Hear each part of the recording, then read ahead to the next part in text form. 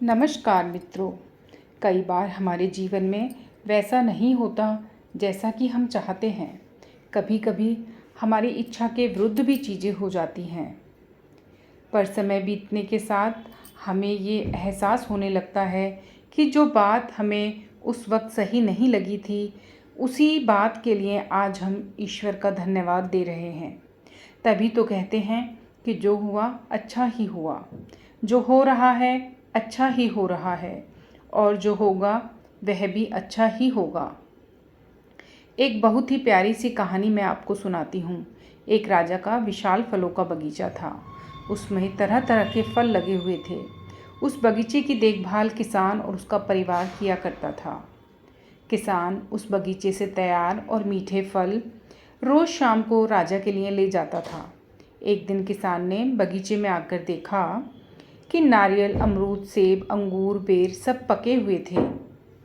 किसान सोचने लगा कि कौन से फल आज राजा के लिए लेकर जाऊं। न जाने उसके मन में क्या आया। उसने अंगूर की टोकरी एक भर ली और राजा के लिए लेकर महल की ओर चल पड़ा। वो रास्ते भर सोचता जा रहा था। केवल अंगूर लिए 2-4 सेब, नारियल, अमरूद ही डाल लेता। अलग अलग फल देखकर राजा कितने खुश हो जाते। सोचते सोचते वो महल के बाहर पहुंच गया। उसने अंगूर से भरी टोकरी राजा के सामने रख दी और थोड़ी दूर जाकर बैठ गया।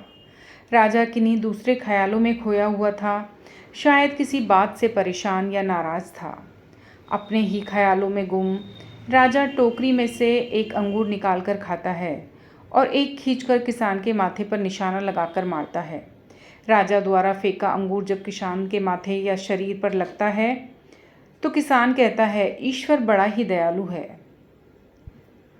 राजा फिर एक अंगूर किसान की तरफ फेंककर जोर से मारता है और जब वो किसान को पड़ता तो किसान फिर कहता कि ईश्वर बड़ा ही दयालु है, ईश्वर बड़ा ही दयालु है।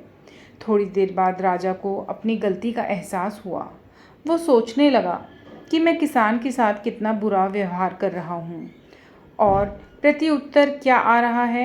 राजा ने किसान से पूछा, मैं बार बार अंगूर फेंककर तुम पर मार रहा हूँ और तुम्हें लग भी रहे हैं, फिर भी तुम कह रहे हो ईश्वर बड़ा ही दयालु है।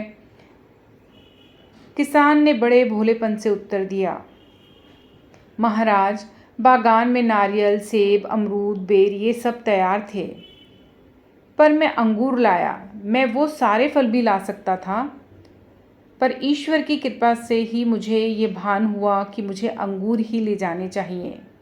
मैं ईश्वर का धन्यवाद देता हूँ, क्योंकि अगर मैं दूसरे फल लाता और इसी तरह आप मुझे जोर से मारते तो मेरा क्या हाल होता।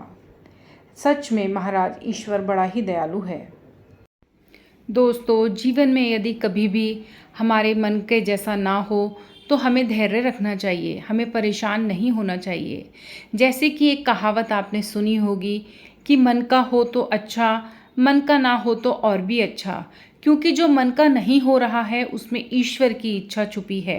ईश्वर सदैव हमारे लिए अच्छा ही करेगा, क्योंकि समय अपने राज समय आने पर ही खोलता है और उस समय हमारे मुंह से सिर्फ एक ही बात निकलती है कि जो हुआ अच्छे के लिए हुआ।